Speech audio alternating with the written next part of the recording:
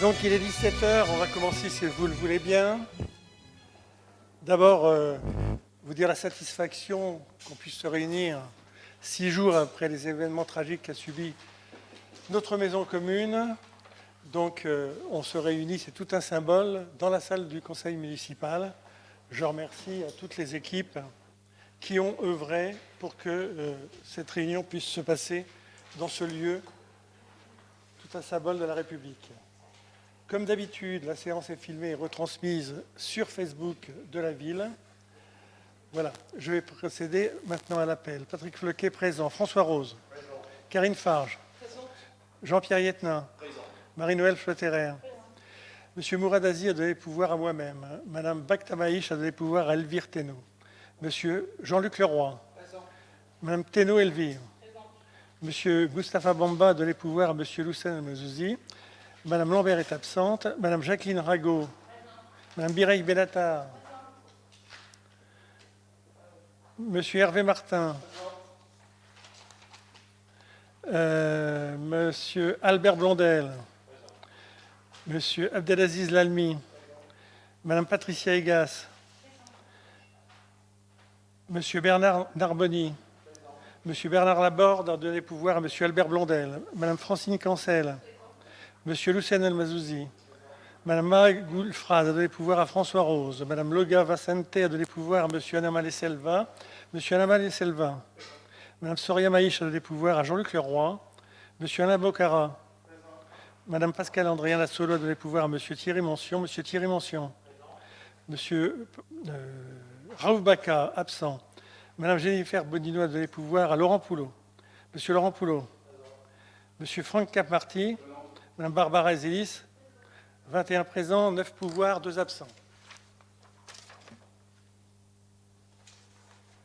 Alors, le secrétaire de séance, c'est au tour de monsieur Albert Blondel. Quoi? Alors, si ma fiche est pas mal tenue, tu y es? Qui était... Non, c'est Soria qui était... Moi, la case est vide, donc je ne sais pas. Le 16 mars, c'était Soraya Maïch. Et le 30 mars, c'était Madame Mireille Bellatar. Exact. Donc, tu n'y couperas pas. Le 5 juillet, c'est monsieur Albert. Oui, c'était bien tenté, bien joué. Tu as essayé.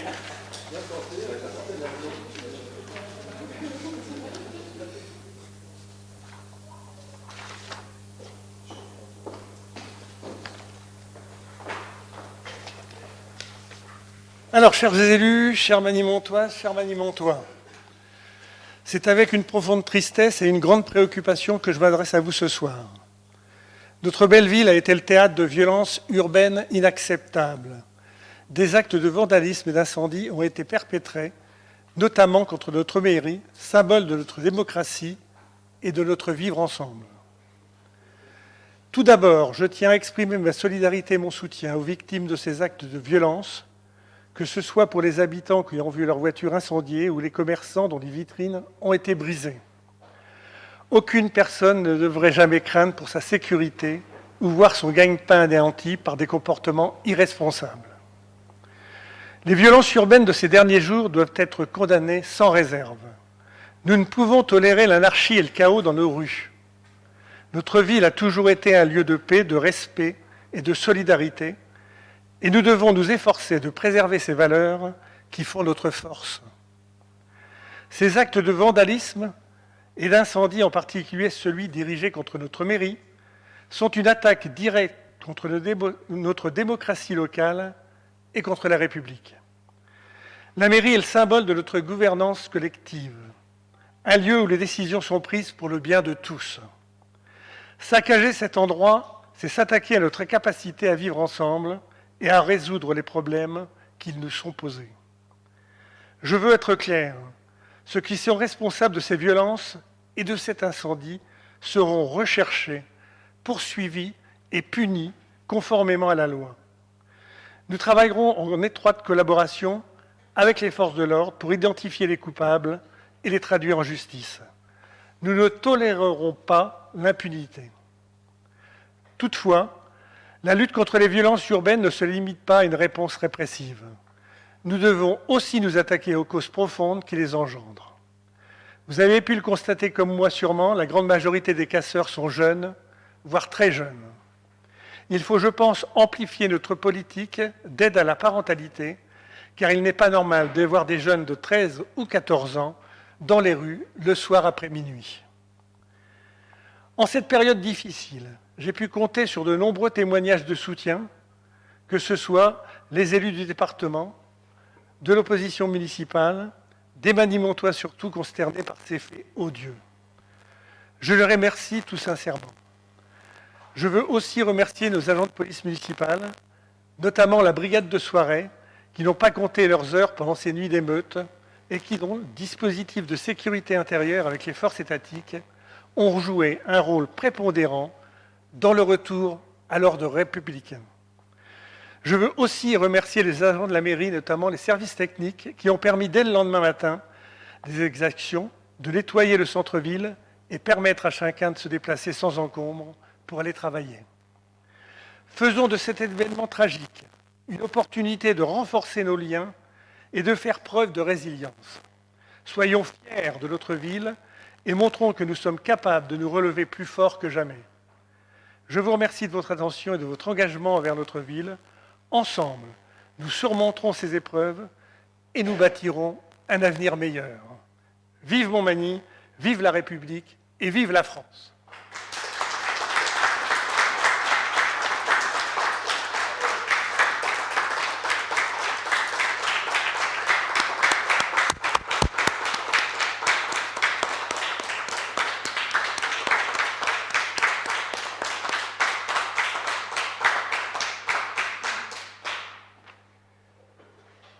Alors, reprenons le cours normal du conseil municipal. S'il vous plaît, Oui. moi aussi j'ai quelque chose à dire. Allez-y.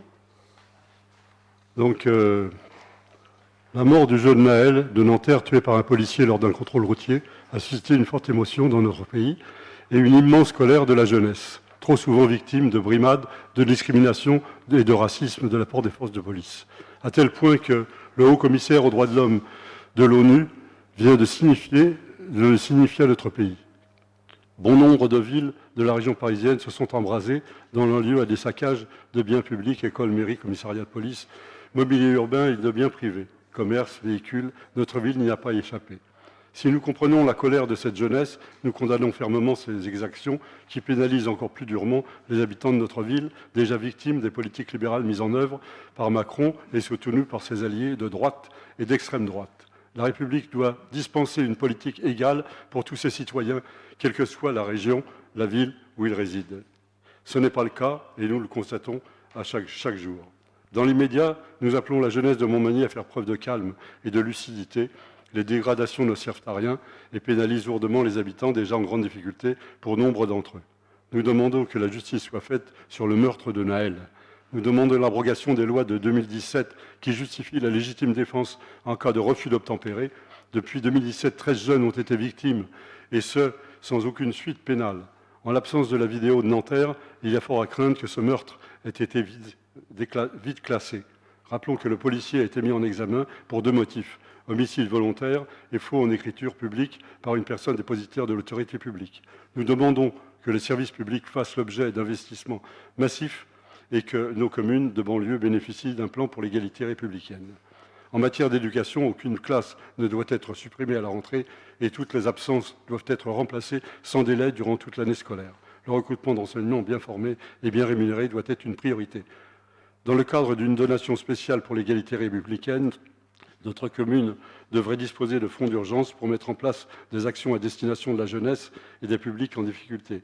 Avec une dotation de fonctionnement et d'investissement renforcée, notre ville pourrait proposer et réaliser des projets ambitieux au Manimontois et renforcer les services auprès des habitants. Nous demandons le maintien du quartier et du centre-ville en politique prioritaire, ce qui est un exemple de la suppression des finances.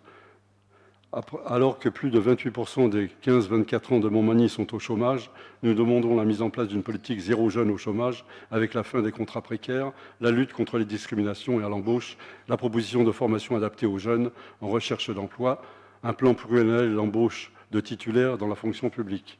Confrontée au mal logement, notre jeunesse doit pouvoir accéder à des logements à prix accessibles. Nous réitérons notre demande de construction de logements sociaux sur Montmagny et exigeons du gouvernement le lancement d'un programme de construction ambitieux afin de résoudre les 2,5 millions de logements sociaux en attente au niveau national. Alors, le premier point de l'ordre du jour. Monsieur Bocara.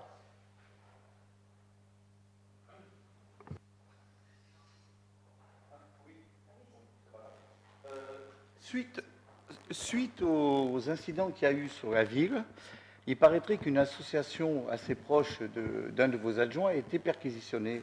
Qu'en est-il? Alors, ce n'est pas une association qui a été perquisitionnée, parce que personne ne savait qu'elle était encore dans ses locaux. Ce qui a été perquisitionné, c'est un local sur une personne qui avait vu des jeunes rentrer des choses à l'intérieur.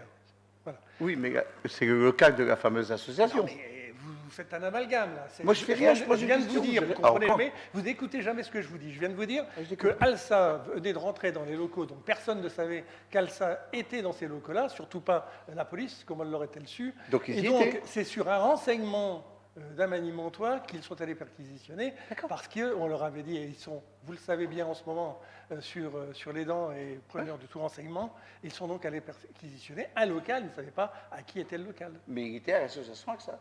On est bien d'accord. si vous Non, mais voulez. il ne savait pas, mais il était bien à eux. Point. voilà. D'accord, point, c'est ce que Mais je vous dis. faites une relation, Mais on je voit- fais rien, on vous je- voit très bien venir.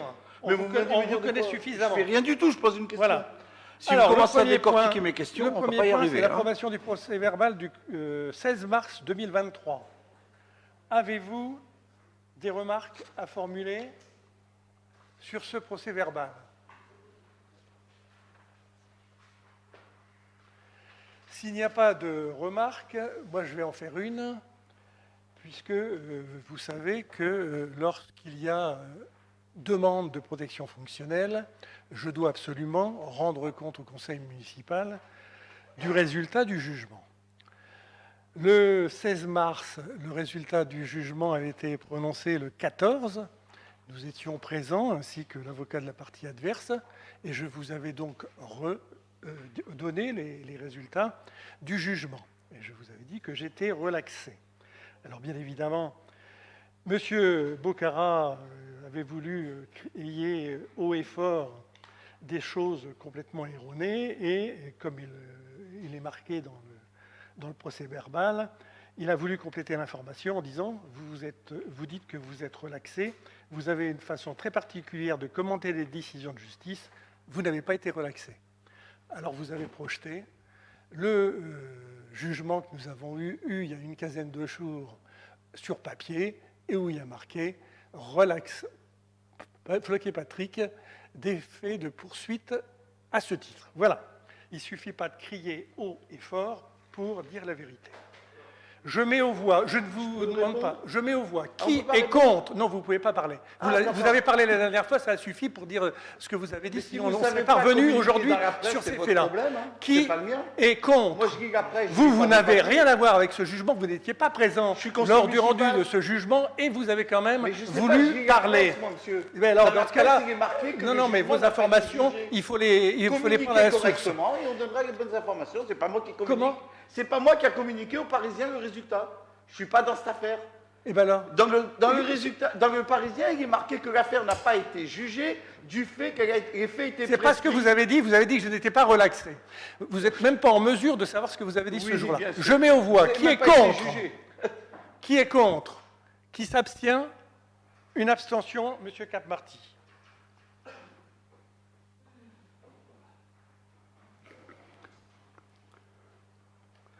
S'il vous plaît, Oui.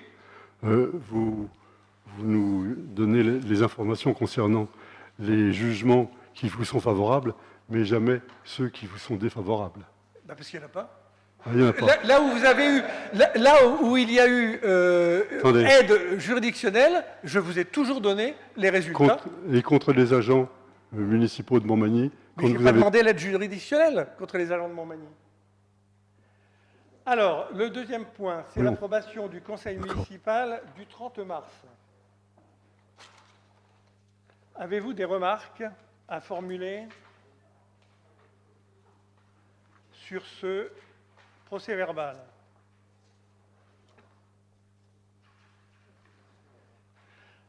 Alors, moi j'ai une remarque à faire. Page 35. Monsieur Laurent Poulot, que je n'ai pas entendu, a dit « Celui qui signait l'échec, c'est Patrick Floquet, quel qu'il soit ». Ça veut dire quoi? Bah, c'est vous qui avez dit ça, oui. Celui qui signait l'échec, c'est Patrick Floquet, quel qu'il soit. Donc je vous demande une explication. Quel chèque? Bah, de toute façon, quand j'étais adjoint au maire avec vous, au sport, je n'ai jamais signé un chèque. Vous étiez bien le premier adjoint qui signait les chèques. Vous savez pas que dans une mairie, il n'y a pas de chèque? Pas de chèque, c'est une expression, c'est les ordres de paiement. C'est une expression. Voilà. Alors, il y a des titres et des mandats. Voilà. Il n'y a pas de chèque, il n'y a pas d'espèce, il n'y a Oui, pas de mais chèque. c'est une expression, oui, c'est comme ça. Moi, j'ai rien signé. Ah, dites donc, C'est quand je vous ai dit que c'est la politique des copains d'abord, ça vous a pas plu. C'est pour ça, et ça ne change pas. C'est toujours la politique des copains d'abord, et on le verra à la suite. Non, non, la politique des copains d'abord, c'était la vôtre. Voilà. C'est ce que vous avez dit la dernière fois. C'est ce que vous avez dit la dernière fois. Et vous savez très bien tout ce que vous avez laissé passer. Il y a une certaine histoire. Donc, dites pas ce que j'ai laissé passer. Il faut être franc sur le franc du collier. Bah ouais. Moi aussi, je suis dire ouais. Deuxième remarque, Madame Bonino avait donné, page 26, des chiffres sur les dépenses d'équipement. Alors, elle avait dit 261 € par habitant en 2019, 257 en 2020 et 188 en 2021. Alors, les chiffres sont faux puisque le chiffre de 257 est faux, c'était 319, et M. Cap-Marty nous l'avait donné quelques instants auparavant, avec même une précision, avec une virgule. Donc, M. Cap-Marty nous l'avait donné page 20. D'autre part, vous inquiétiez, Mme Bonino et Mme Andriana Solo, s'inquiétaient du faible montant des investissements sur la ville de Montmagny, donc je tiens à les rassurer. Et j'ai fait donc, au niveau des villes du Val d'Oise, sur les 3 dernières années connues, 2019, 2020, 2021, un petit chiffre, alors on ne voit pas grand-chose au tableau, mais donc la moyenne de toutes les 34 villes que j'ai prises se situe à 728 € d'investissement sur les 3 ans, et Montmagny est à 768, donc au-dessus de la moyenne, et bien au-dessus des villes comme Saint-Brice, Daumont, Deuil, Saint-Gratien. Voilà. Donc ne vous inquiétez pas, tout va bien. Le point suivant, désignation de référents déontologiques pour les élus municipaux. Alors, la loi a ouvert la possibilité à tout élu local de pouvoir consulter un référent déontologue chargé de lui apporter tout conseil utile au respect des principes déontologiques consacrés dans la charte de l'élu local.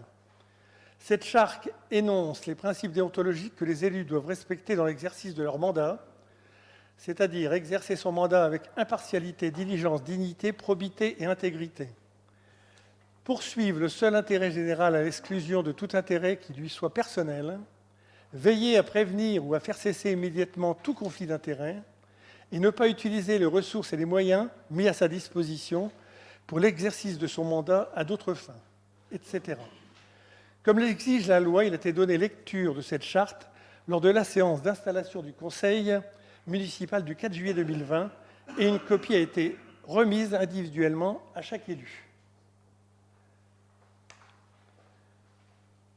Alors, un référent déontologue doit être désigné par chaque collectivité pour ses élus.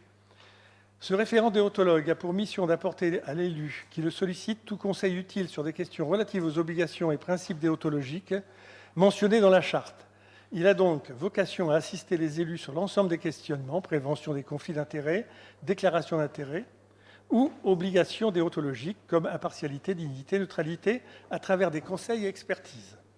Les missions du référent déontologue doivent être exercées en toute indépendance et impartialité par les personnes choisies en raison de leur expérience et de leurs compétences. Le référent déontologue ne peut, donc recevoir d'injonctions extérieures. L'autorité territoriale n'est pas tenue informée des saisines ni des avis rendus. Le référent communiquera l'avis à l'élu concerné dans un délai raisonnable et proportionné à la complexité de la demande. L'avis de recevabilité et l'avis sur le fond du dossier seront communiqués par courriel ou courrier postal selon le mode de saisine. Le référent d'autologue est tenu au secret professionnel dans le respect donc des articles du Code pénal et à la discrétion professionnelle par tous les faits, informations ou documents dont il a connaissance dans l'exercice ou à l'occasion de l'exercice de ses fonctions.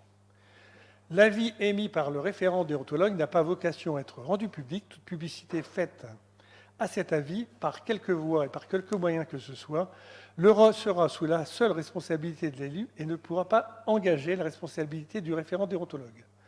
Le référent déontologue est nommé par la durée du mandat. Il ne peut être révoqué avant la fin de cette période. À sa demande, il peut être mis fin à ses fonctions. Le remplacement est alors effectué dans les mêmes conditions pour la durée des fonctions restant à courir. Au terme du mandat, il peut être procédé dans les mêmes conditions au renouvellement de la mission du référent. Donc 2 personnes expérimentées et compétentes se sont proposées afin d'être les référents déontologues pour les élus de la commune de Mamagny. Il s'agit de M. Philippe Tissier, juriste, directeur de l'Union des maires du Val d'Oise depuis plus de 20 ans, ainsi que Mme Karine Legouir, juriste également, directrice adjointe de l'Union des maires du Val d'Oise depuis également plus de 20 ans. Tous les deux ont été amenés à rendre par écrit ou par oral plusieurs dizaines d'avis à la demande des élus déjà. Voilà pour le référent déontologue. Mais avant, j'ai oublié de vous faire approuver le deuxième procès-verbal. Qui est contre ce procès-verbal? Qui s'abstient? Monsieur Capmarty. Le reste pour. Je vous remercie. Avez-vous des questions à formuler sur ce point numéro 3, la désignation des référents déontologues pour les élus municipaux? Pas de questions. On accepte la proposition de ces 2 personnes. Qui est contre? Qui s'abstient? À l'unanimité. Je vous remercie.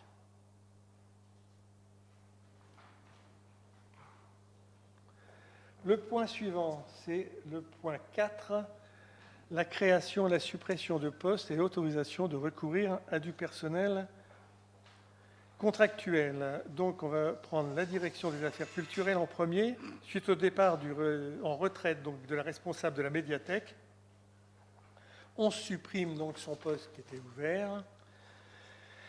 Suite à la création d'un poste permanent pour pouvoir au poste de responsable de la médiathèque lors du précédent conseil municipal et compte tenu de la réorganisation interne du service, on supprime le poste qu'on avait créé donc, au dernier conseil municipal. Pour pallier le poste vacant au secrétariat du service culturel et chargé d'accueil en médiathèque, on autorise le recours à des personnels contractuels de catégorie C au grade d'adjoint administratif à raison de 35 heures hebdomadaires par dérogation à la règle énoncée à l'article L311-1. Pour pérenniser un accueil de qualité à la médiathèque, on crée un poste permanent d'agent d'accueil à temps non complet à raison de 11 heures hebdomadaires de catégorie C au grade d'adjoint territorial du patrimoine. Ceci à compter du 1er septembre 2023 et on autorise à avoir recours à du personnel contractuel. Au niveau de la direction des finances, pour pallier aux besoins du service, notamment sur la partie exécution budgétaire, on crée un poste d'adjoint d'exécution budgétaire à temps complet à raison de 35 heures hebdomadaires de catégorie C au cadre d'emploi des adjoints administratifs à compter du 1er septembre 2023 et on autorise à avoir recours à du personnel contractuel. À la direction des ressources humaines dans la perspective du déploiement et du suivi des modules de système d'information sur les ressources humaines, le SIRH, on crée un poste permanent de gestion de ressources humaines à temps complet à raison de 35 heures hebdomadaires de catégorie B au cadre d'emploi des rédacteurs ou de catégorie C au cadre d'emploi des adjoints administratifs à compter du 1er septembre 2023 et on autorise à avoir recours à du personnel contractuel. À la direction du service scolaire et périscolaire pour répondre aux besoins d'activité d'appui à la scolarité, on crée un poste non permanent suite à un accroissement temporaire d'activité selon l'article L332-23 du Code général de la fonction publique d'intervenant du CLAS à temps non complet à raison de 5 heures hebdomadaires sur les semaines scolaires de catégorie C au grade d'adjoint technique. La rémunération sera fixée par référence à l'indice de rémunération 785 à partir du 1er septembre 2023 et on m'autorise à avoir recours à du personnel contractuel. Enfin, à la direction de la petite enfance, dans la perspective de nommer un agent contractuel en poste et suite à la réussite au concours, on crée un poste permanent d'auxiliaire de puériculture de classe normale à temps complet à raison de 35 heures hebdomadaires de catégorie B au grade d'auxiliaire de puériculture territoriale à compter du 1er septembre et on supprime son poste. Dans la perspective de nommer un agent contractuel suite à la réussite au concours sur un poste vacant d'auxiliaire de puériculture de la classe normale, on supprime un poste permanent d'auxiliaire petite enfance à temps complet à raison de 35 heures hebdomadaires de catégorie C au grade d'adjoint technique à compter du 1er septembre 2023. Et dans la perspective d'accroître le temps de travail de la psychologue et pour répondre aux besoins du service, on crée un poste permanent de 9h30 et on supprime l'ancien poste de 7h30. Et pour faire face à un accroissement temporaire d'activité, on crée un poste non permanent d'un agent administratif à temps complet à raison de 35 heures hebdomadaires de catégorie C au grade des adjoints administratifs à compter du 1er septembre 2023 et on m'autorise à avoir recours à du personnel contractuel. Voilà. Avez-vous des remarques à faire sur ce création et suppression de postes? Monsieur Cap-Marty. Toujours la difficulté de trouver des titulaires. Oui, toujours la difficulté Toujours. de trouver des titulaires. Donc, quand on n'en trouve pas, On fait tout ce qu'il faut. on fait d'abord tout ce qu'il faut pour avoir des titulaires, et quand on n'en trouve pas, on a recours à des contractuels.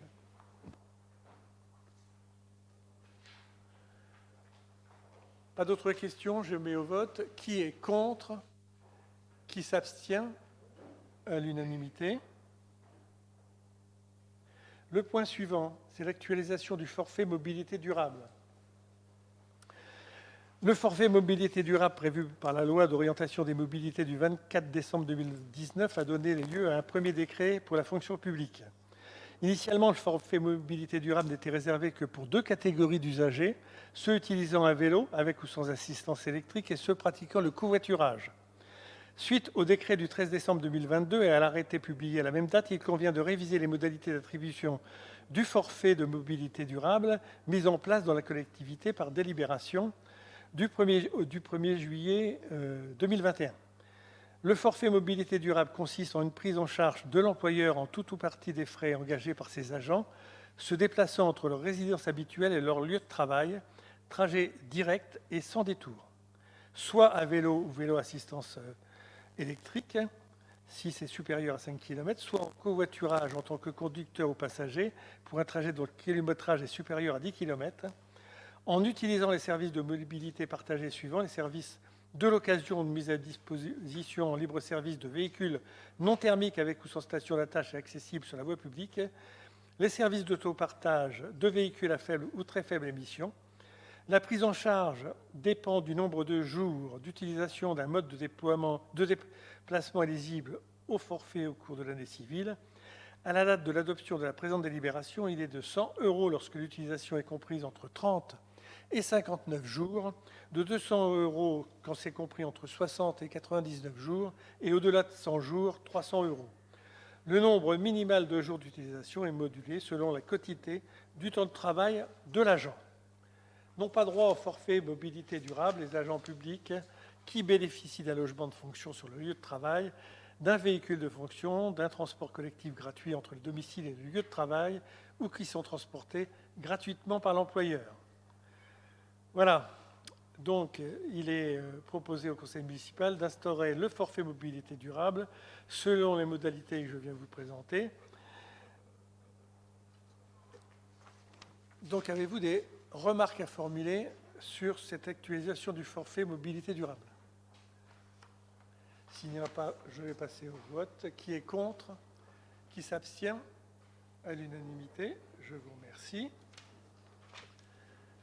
Le point suivant, c'est le rapport social unique 2021. Depuis le 1er janvier 2021, les collectivités territoriales et établissements publics doivent établir un rapport social unique, le RSU, annuel au titre de l'année écoulée. Celui-ci vient remplacer le bilan social qui s'opérait tous les 2 ans. Le rapport social unique constitue un outil de pilotage des ressources humaines et de dialogue social, rassemblant les éléments et données à partir desquels sont établies les lignes directrices de gestion déterminant la stratégie pluriannuelle du pilotage des ressources humaines dans chaque administration, collectivité territoriale et établissement public.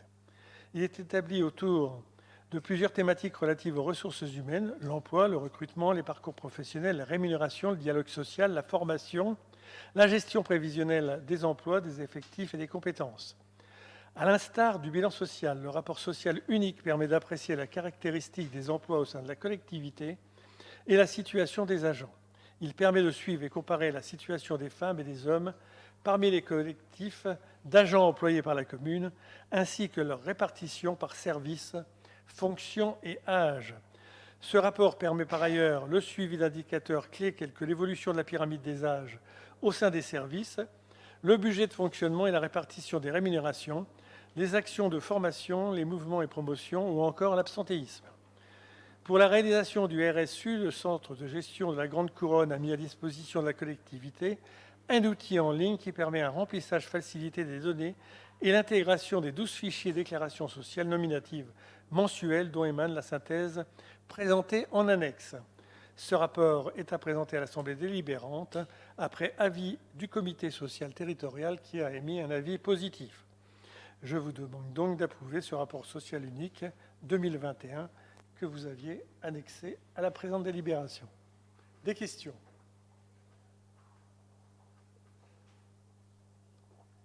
S'il n'y a pas de questions, je passe au vote. Qui est contre?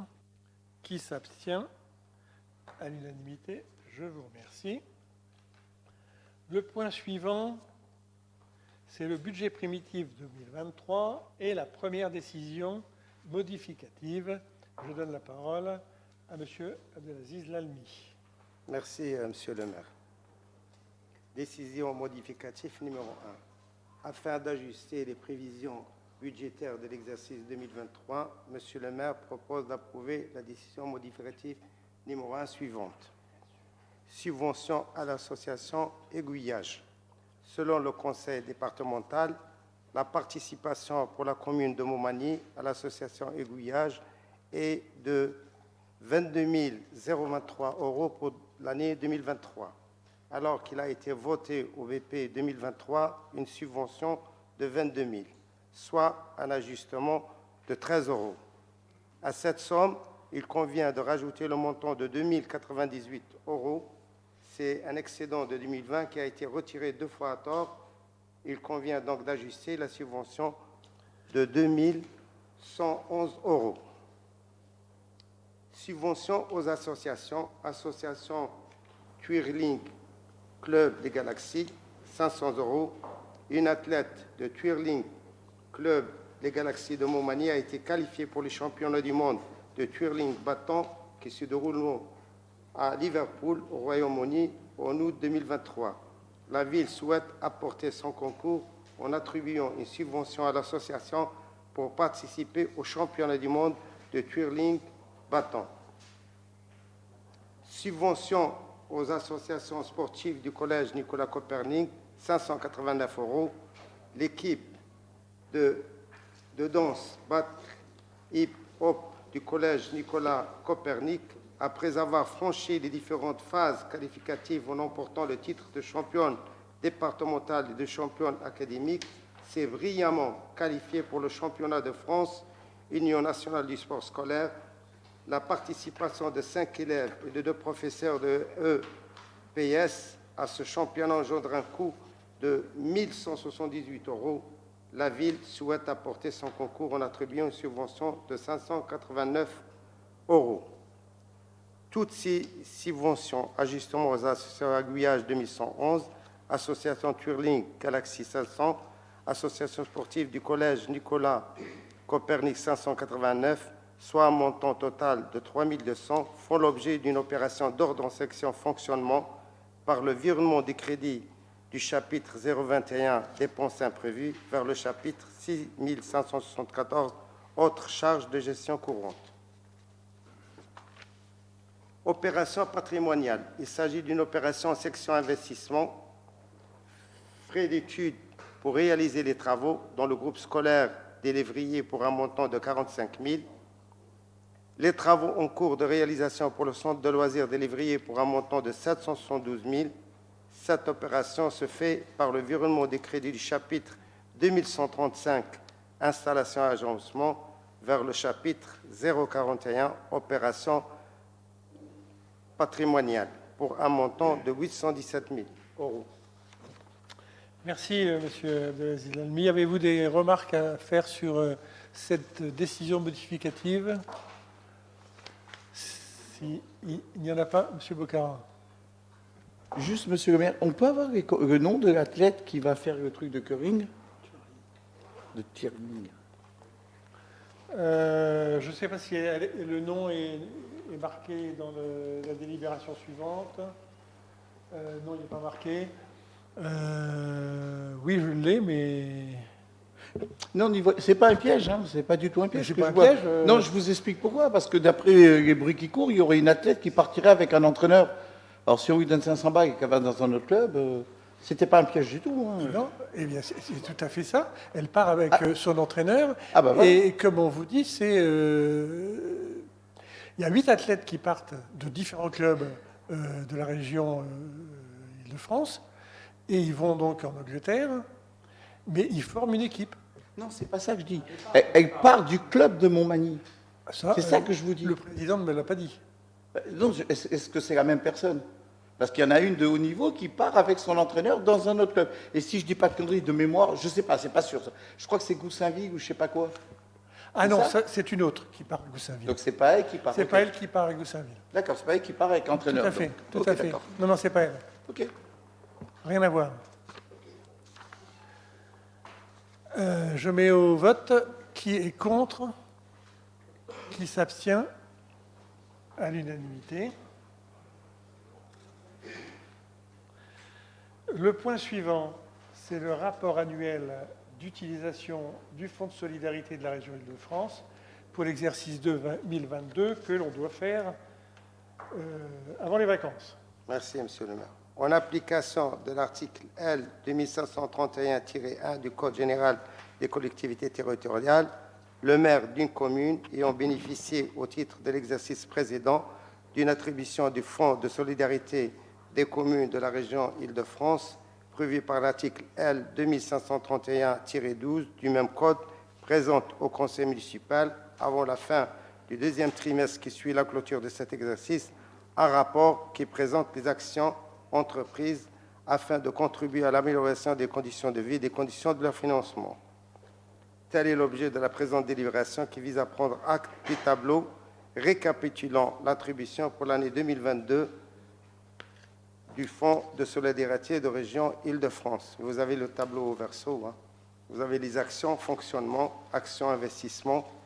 Le montant de la part de Fonds de solidarité région d'Île-de-France qui s'élève à 1 226 474,01 et vous avez l'action investissement qui s'élève à 1 361 045 euros et vous avez les actions fonctionnement, police municipale, centre de loisirs, il est ventilé par poste. Voilà, le détail est... Voilà, le schéma du tableau est identique chaque année. Il n'y a que les chiffres qui changent en fonction du montant obtenu de la subvention des SRIF, qui en règle générale est plutôt en diminution qu'en augmentation. Des remarques à formuler? S'il n'y en a pas, je vous demande de voter le donné acte. Qui est contre? Qui s'abstient? À l'unanimité, je vous remercie. Le point suivant, Monsieur Lalmi, c'est les provisions Merci, comptables Monsieur le pour maire. créances douteuses du budget ville 2023. L'article L. 2321-1 du Code général des collectivités territoriales rend obligatoire la constitution de provisions pour les créances douteuses dans un souci de sincérité budgétaire, de transparence et de fiabilité des résultats de fonctionnement des collectivités. Lorsque la probabilité de non-couvrement est précise et justifiée et aucun recouvrement n'a été obtenu, la commune peut constituer une provision pour créances douteuses. Au 31/12/2022, une provision de 23 964,41 a été constituée au compte 6817, dotation en provision pour créances douteuses. En 2023, l'état des titres impayés s'élève à 20 694,83. Il convient donc d'ajuster cette provision pour un montant de 23 964,11 moins 20 964,83, soit 3 269,58. Il s'agit d'une reprise sur provision. Ce sont des recettes. Voilà, donc chaque année, on ajustera le montant des provisions en fonction du chiffre donné par le trésorier. Cette année, la provision diminue. Voilà, donc l'année prochaine, elle augmentera peut-être en fonction du recouvrement exercé par le trésorier, puisque ce n'est pas les communes qui recouvrent les créances, c'est le trésorier. Avez-vous des questions? Pas de questions, je passe au vote. Qui est contre? Qui s'abstient? À l'unanimité, je vous remercie. Le point suivant. Merci, monsieur le maire. En C'est 1900... Ah, je n'ai pas encore donné la parole. Hein. D'accord. C'est l'approbation de la convention d'adhésion à la centrale d'achat de la région Île-de-France. D'accord. Monsieur Lalmy. Merci, monsieur le maire. En 1919, la région Île-de-France a créé sa centrale d'achat accessible à tout acheteur public situé dans son périmètre. Pour simplifier, par simple adhésion gratuite, les acheteurs publics du territoire régional peuvent bénéficier des conditions de prix négociées par la région. À ce jour, la centrale d'achat compte une douzaine de marchés tels que les solutions d'impression, les denrées alimentaires, produits laitiers, fruits et légumes, viande fraîche, épicerie surgelée, les contrôles techniques obligatoires, les produits d'entretien, les produits sanitaires de lutte anti-Covid-19, les défibrillateurs. D'autres marchés seront conclus pour l'année 2023. Aujourd'hui, ce sont près de 700 adhérents qui ont rejoint cette centrale. Pour la ville de Montmagny, le recours à cette centrale d'achat est de nature à simplifier et à sécuriser juridiquement ses achats, mais aussi à optimiser ses dépenses. Il est proposé au conseil municipal d'approuver les termes de la convention d'adhésion à la centrale d'achat de la région Île-de-France et d'autoriser monsieur le maire à la signer. Elle est jointe. Des remarques, c'est on utilise ce qu'on veut à la carte. Oui, juste une question, c'est pour 1 an ou 3 ans, non, le renouvellement? Ça va être 3 ans?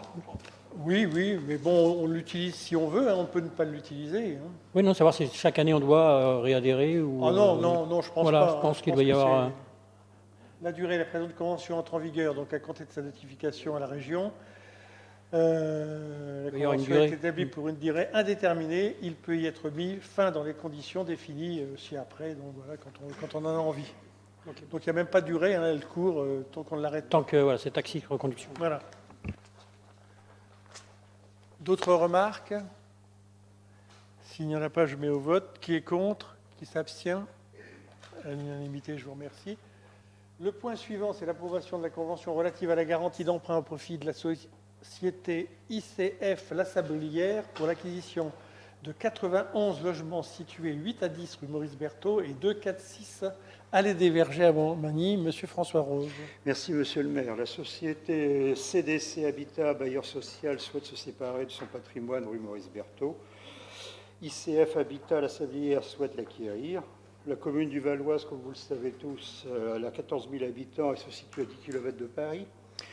Le patrimoine, objet de la consultation, se situe en centre-ville, à seulement quelques pas de la mairie. Le quartier a subi des transformations dans le cadre d'un projet de rénovation urbaine aujourd'hui achevé. Ce dernier a eu pour effet de restructurer le centre-ville et la mise en place d'une nouvelle offre de logement et de commerce. Il s'agit d'un patrimoine datant de 1981, composé de 91 logements, avec une place de stationnement par logement, comme la loi RSRU le prévoit aussi d'ailleurs. Les logements sont conventionnés 100% PLA. Le bien est relativement proche de la gare. Il s'agit de la ligne H, bon, vous le savez tous. De grands travaux ont été effectués sur ce patrimoine. En effet, l'isolation thermique est à l'origine d'un DPE C et D relativement correct pour l'ensemble du patrimoine immobilier datant des années 80. Les halls ont été rénovés. Par ailleurs, plusieurs équipements ont fait l'objet de travaux récents tels que la chaufferie. Les parkings, comme les places externes, présentent un très bon état de conservation. De légers travaux d'embellissement sont à prévoir, mais le patrimoine dans son ensemble est en bon état. À la suite d'une visite des biens, le coût des travaux est envisagé à hauteur de 10 000 € environ par travaux. Donc l'opération comprend donc 8 logements de type F2, 25 logements de type F3, 46 logements de type F4, 12 logements de type F5, une place de stationnement par logement et la surface habitable est de 6 798 logements. Donc la SCI, la Sablière, a sollicité de la commune une garantie d'emprunt. En contrepartie, nous pouvons avoir des droits de réservation sur 20% des logements, soit 18, à hauteur donc de 3 logements pour des F2, 7 logements pour des F3, 5 logements pour des F4 et 5 logements pour des F5. Donc le prêt, comme indiqué dans le tableau, il est de 12 millions et des poussières. Le taux est de 3,60%. Il est d'une durée de 35 ans. Et la référence est donc, comme toujours dans ce cas, le livret A, avec une majoration de 0,6%. Bon, la convention est conclue pour une durée de 35 ans et on vous demande de délibérer sur ce projet de garantie d'emprunt. Je voudrais quand même, quand on fait une garantie d'emprunt, on aime bien savoir à qui on prête. Alors, j'ai quand même vérifié à qui on prêtait. Donc, la Sablière, c'est 40 000 logements au niveau français, 300 commerces, et est implantée sur 135 communes. Son chiffre d'affaires est de 280 millions d'euros pour 2021. Les comptes 2022 ne sont pas encore déposés. Elle a un résultat de 36 millions, positif bien sûr. Le total du pied de bilan est de 2,5 milliards, dont dans les actifs, presque 2 milliards de patrimoine immobilier. Déduction faite des amortissements. Donc je pense que ce n'est pas un grand risque que prend la commune en accordant cette garantie d'emprunt. Alors, je tiens également à dire que la garantie d'emprunt, pour compléter la question de M. Alain Bocara tout à l'heure, garantit l'emprunt également, garantit le local que nous avons, qui est à la mairie via la TFTB. Le local est donc loué. Oui, on est rue Maurice Berthaud. Mais je ne vous adresse pas, je dis, je complète la question que m'avait posée M. Alain Bocara. Je n'ai pas parlé autre chose. Pardon ? Il n'y a pas eu de madame. Donc, dans ce local, il est mis via l'exonération de la TFTB à disposition de la mairie. Et c'est la mairie qui a choisi l'association qui est dedans. Et pour compléter les propos de tout à l'heure, la perquisition n'a donné lieu à rien. On n'a absolument rien trouvé dans ce local. Oui, ben c'est très bien. Et moi, je réponds, mais est-ce que je vous réponds de manière agressive? Non. Bon, alors, autre question. Il est quand même intéressant de savoir que la perquisition n'a rien donné, parce que la question aurait pu laisser entendre qu'il y avait un sous-entendu. Le fait que le maire précise que ça n'a rien donné, je pense que ça a le mérite d'être. Voilà. Je pense qu'il fallait le préciser. Mais même, M. Bocara, si vous n'aviez pas de sous-entendu dans votre question, ceux qui écoutent la retransmission ou les personnes ici présentes pourraient imaginer des choses. Il était nécessaire donc que M. le maire... Avez-vous d'autres questions à poser? Avez-vous d'autres questions sur ce point de garantie d'emprunt? S'il n'y en a pas, on va passer au vote. Qui est contre? Qui s'abstient? À l'unanimité, je vous remercie. Le point suivant, le point 12, c'est l'acquisition de la parcelle cadastrée section AL 53-6, lieu-dit Le Camp, à Montmagny. Monsieur François Rose. Donc la présente délibération vise à approuver l'acquisition de la parcelle cadastrée AL 53-6 Le Camp à Montmagny. Cette emprise foncière appartient à Mme Gervaise Tapin et à M. François Delors, co-indivisionnaires. Ces derniers ont formulé une demande concernant l'acquisition par la commune de cette parcelle cadastrée à L53. Elle est de 5632 m², elle est en zone naturelle au PLU.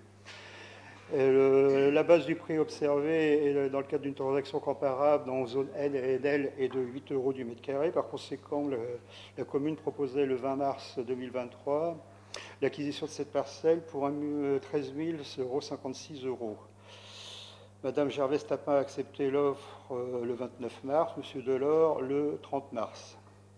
L'article L 1301-9 du Code général de la propriété des collectivités territoriales préverra que la collectivité territoriale, le regroupement et les établissements publics doivent, dans le cadre de leur projet d'opération immobilière et avant toute entente amiable, établir au préalable une demande d'avis à l'autorité compétente. Donc elle a été demandée et il n'y a pas eu de contestation sur ce prix.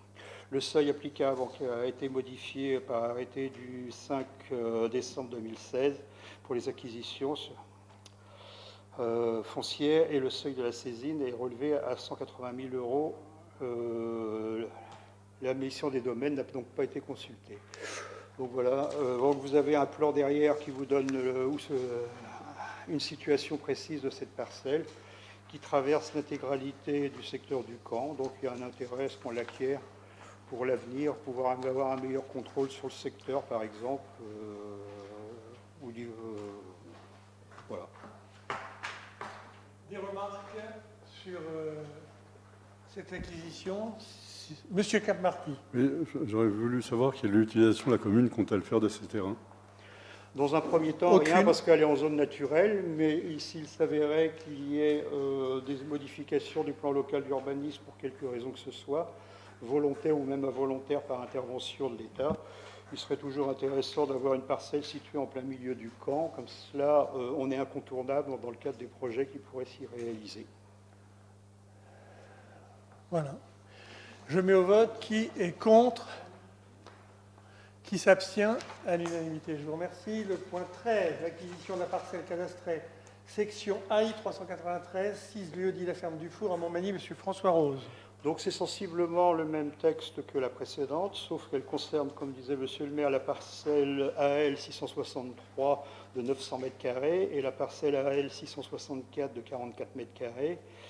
Là aussi, le prix au mètre carré de 8 euros le mètre carré, et pour la globalité, cela représente un coût de 7 552 euros. Donc là, la parcelle, l'intérêt qu'on pourrait avoir pour devancer M. Capmarty, s'il avait une question à poser à ce sujet, c'est que nous sommes déjà propriétaires sur le plan, vous verrez la parcelle 165 en face, où nous avons fait quelques plantations l'hiver dernier et qui pourrait faire l'objet d'une création de circulation douce pour relier le lycée au sud de la ville. Et cette parcelle se situe juste en face, ce qui pourrait lui donner un intérêt pour l'avenir, en sachant qu'on devrait quand même acquérir un jour ou l'autre la 113 ou la 114 pour pouvoir continuer. Pas de questions, je mets au vote. Qui est contre? Qui s'abstient? À l'unanimité, je vous remercie. Le point suivant, c'est le point 14. Acquisition des parcelles cadastrées, section AL 663 et 664.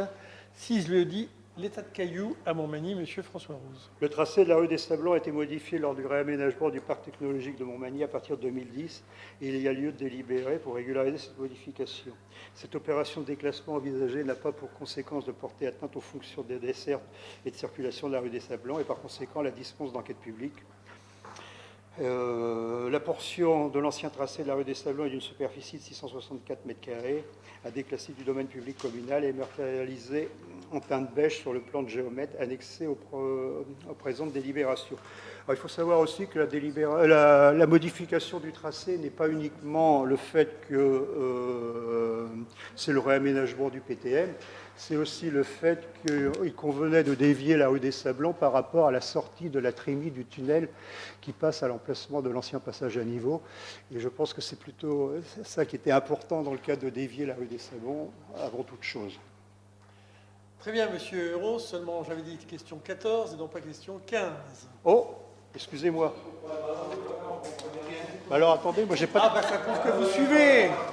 C'est bien. Je vois pas le rapport, allez-y. Je vois pas très bien le rapport, mais on va peut-être approuver le point numéro 15 avant le point numéro 14.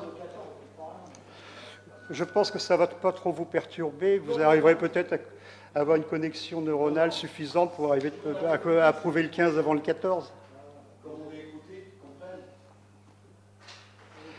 Donc on approuve le 15 d'abord. On approuve le 15 d'abord. Des questions sur le rapport numéro 15 concernant la rue des Sablons et son déclassement, puisque de toute façon elle a été déviée il y a quelques années pour justement les travaux de fermeture du passage à niveau. Qui est contre? Qui s'abstient? À l'unanimité, je vous remercie. Question 14, monsieur François Rose. Eh bien, je vous prie d'excuser, mais quand j'ai tourné mes feuilles, elles étaient collées, et donc je suis passé directement de la 13 à la 15. Bon. Merci, merci. La présente délibération vise à approuver l'acquisition de la parcelle cadastrée AL 663 et 64, lieu-dit le Tas de Cailloux à Montmagny. Ces emprises foncières appartiennent aux consorts Chouip, à savoir Madame Gisèle Chouip, épouse d'Urbesson, Monsieur Thierry Gallois, Monsieur Didier Gallois, Madame Sylvie Gallois, veuve Jourdain. Madame, vous me faites grâce de la suite.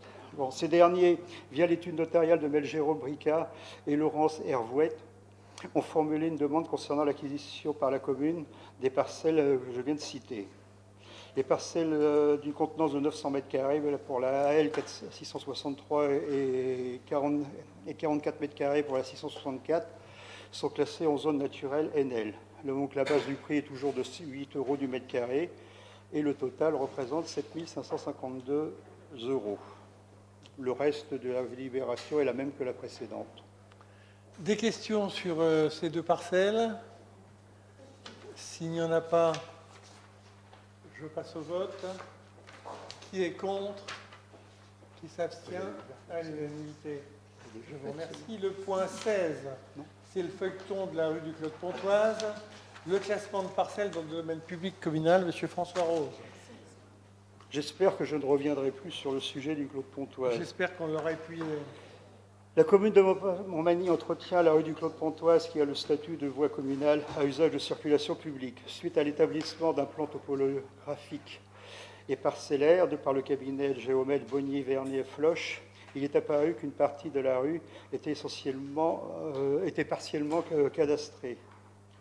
Une partie des parcelles en question, à savoir les parcelles cadastrées AB 810, 831, 804, 807, 825, 826, 805, 804, 819 et 820, figurent à la matrice cadastrale ainsi qu'au fichier des hypothèques au nom d'anciens propriétaires. Ces parcelles en nature de trottoir sont entretenues par la commune depuis une trentaine d'années, même plus, je dirais, nettement plus. Je dirais même une cinquantaine. En vertu des dispositions de l'article L141.3 du Code de la voirie routière, le conseil municipal est compétent pour prononcer le classement dans les voiries communales. Le classement envisagé n'a pas pour conséquence de porter atteinte aux fonctions de desserte ou de circulation de la rue du Claude-Pontoise et par conséquent, la dispense d'enquête publique était. Bon, ben voilà, je ne vais pas vous refaire l'énumération derrière. Est-ce que vous avez des questions sur le stationnement, par exemple? Bon, s'il n'y a pas de questions, je vais passer au vote. Qui est contre? Qui s'abstient? À l'unanimité, je vous remercie. Je n'ai pas l'impression qu'on ait voté le rapport numéro 13. Ah ben ça, Que tu nous l'aies présenté, tout du moins. je l'ai présenté, c'est sûr. La ferme du four, tu nous l'as présenté? C'est celle-là que j'avais sauté. Vous êtes sûr? J'en suis moins sûr que vous. Hein. Bon, ben on peut revoter qui est contre, qui est pour, qui s'abstient. Ouais. Il faudra faire des petits encoches à tes feuilles. Bon, on revote quand même la question 13. Qui est contre? Qui s'abstient? À l'unanimité. Merci. Le point 17, Mme Karine Farge, c'est les fournitures de produits et matériel d'entretien. Indemnisation sur la base de la théorie de l'imprévision. Annoncez-nous les mauvaises nouvelles. Alors, le marché de fourniture de produits et matériel d'entretien, sous le numéro MP22006, a été notifié le 20 juin 2022 à la société Sanogia. 6 parcs d'activité de Signes, allée d'Helsinki, boîte postale, enfin 83 000 Toulon. Dans le cadre de l'exécution du marché, l'entreprise Sanogia connaît des difficultés en raison de la hausse des prix des matières premières. Pour autant, elle a continué à exécuter son marché. L'entreprise a déposé une demande indemnitaire fondée sur la théorie de l'imprévision le 3 février 2023. Pour ce marché, les prix unitaires sont appliqués aux quantités réellement exécutées, sur la base d'une part du bordereau des prix unitaires et d'autre part des tarifs professionnels remisés des catalogues pour les fournitures hors bordereau et enfin sur l'ensemble du ou des catalogues du fournisseur. Les fournitures concernées par le présent accord cadre font l'objet de bons de commande susceptibles de varier dans la limite annuelle suivante. Conformément aux dispositions des articles R 216.2-13 et R 216.2-14 du Code de la commande publique. Donc, on vous présente le lot numéro 1, le lot numéro 2 et le lot numéro 3 concernant les consommables d'entretien et petits matériels, les produits détergents, lessivels et sanitaires, hygiène alimentaire, cuisine et restauration. L'article L6-3 du Code de la commande publique dispose que lorsque survient un événement extérieur aux parties, imprévisible et bouleversant temporairement l'équilibre du contrat, le co-contractant qui en poursuit l'exécution a droit à une indemnité. Une indemnité d'imprévision suppose un déficit d'exploitation qui soit la conséquence directe d'un événement imprévisible, indépendant de l'action du co-contractant de l'administration et ayant entraîné un bouleversement de l'équilibre du contrat. L'entreprise a transmis en février et en mars 2023 des mails de son fournisseur imposant une augmentation des tarifs sur les produits et petits matériels d'entretien justifiée par la hausse du coût des matières premières inhérentes au marché. Au regard de ces éléments, il y a lieu de procéder à l'indemnisation du titulaire du marché sur la base de 5 940 € et 48 centimes hors taxe pour le lot numéro 1, c'est-à-dire les consommables d'entretien et le petit matériel, 441 € et 31 centimes hors taxe pour le lot numéro 2, produits détergents, lessiviels et sanitaires, et 955,50 € hors taxe pour le lot numéro 3, hygiène alimentaire, cuisine, restauration. Une convention ayant pour objet de préciser les modalités d'indemnisation de l'entreprise sur la base de la théorie de l'imprévision, conformément à l'article L6-3 du Code de la commande publique et la circulaire ministérielle du 30 mars 2022, sera adressée à l'entreprise. L'indemnité d'imprévision n'a pas pour objet de couvrir l'intégralité du préjudice subi par l'entreprise, mais seulement la part de la charge extra-contractuelle qu'elle a supportée lors de l'exécution du contrat. L'indemnité est définitive pour la période du 1er juillet 2022 au 31 décembre 2022. Donc, le projet de délibération, vu le code de... Ça, je ne le dis pas, c'est pas la peine. Donc, nous demandons à ce que le maire soit autorisé à signer la convention d'indemnisation ci-jointe avec la société Sanogia, telle que jointe en annexe pour les 3 lots précités. Avez-vous des remarques à formuler sur cette question? Monsieur Capardi. Oui, en fait, il s'agit des quantités. En plus de l'augmentation des prix, il s'agit aussi des quantitatifs. Non, c'est pas sur les quantitatifs. Pas du tout sur les quantitatifs. L'augmentation des coûts. D'accord, ok. D'autres questions? Je mets au vote. Qui est contre? Qui s'abstient? Unanimité. Merci.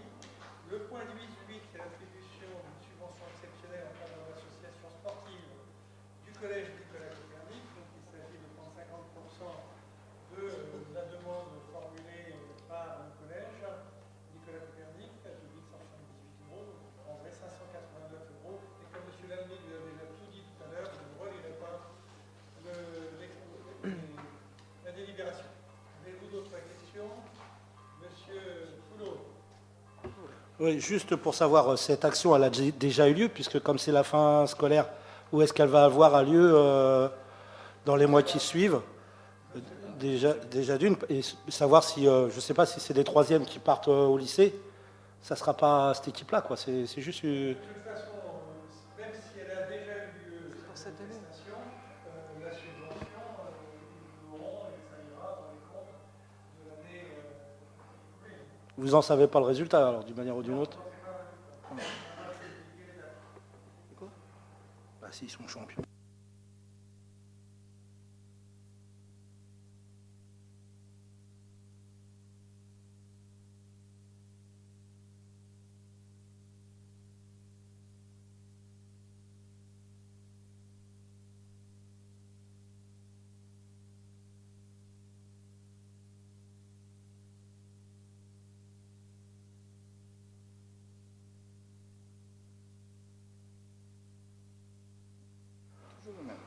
Toujours le même. Cette association touche une subvention. Vous leur avez accordé un loto, donc ils font une manifestation sur la ville de Montmagny. Ce que vous avez refusé pour le football club de Montmagny Football. Donc vous aimez bien. Je voudrais savoir la raison. Parce que l'association Tourline a l'air d'avoir beaucoup vos faveurs. une subvention, là, ce qui me paraît logique. On ne sait pas si la demoiselle qui participe sera là, sera plus là ou quoi.